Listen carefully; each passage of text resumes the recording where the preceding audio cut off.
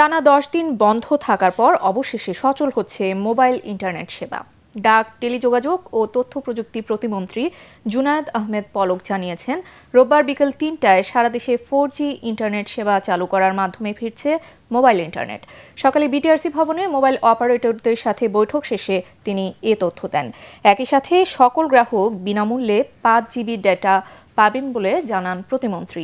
কোটা সংস্কার আন্দোলন ঘিরে সৃষ্ট সহিংসতায় টানা 5 দিন সারা দেশে ইন্টারনেট সেবা বন্ধ থাকার পর গত 23 জুলাই রাতে ব্রডব্যান্ড ইন্টারনেট সেবা চালু করা হয়, তবে মোবাইল ইন্টারনেট বন্ধই ছিল।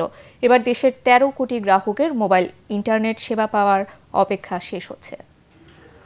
আমরা সিদ্ধান্ত গ্রহণ করেছি আমাদের বৈঠক শেষে যে আজকে বিকাল 3টার সময় আমরা আমাদের মোবাইল নেটওয়ার্কে 4G ইন্টারনেট কানেক্টিভিটি আমরা পুনঃস্থাপন করতে পারবো ইনশাল্লাহ, এবং বিকাল 3টার পর থেকে সারা দেশে মোবাইল নেটওয়ার্ক 4G পুনঃস্থাপন করা হবে ইনশাল্লাহ, এবং তার জন্য প্রযুক্তিগত সহায়তা আমরা সবসময় দেব।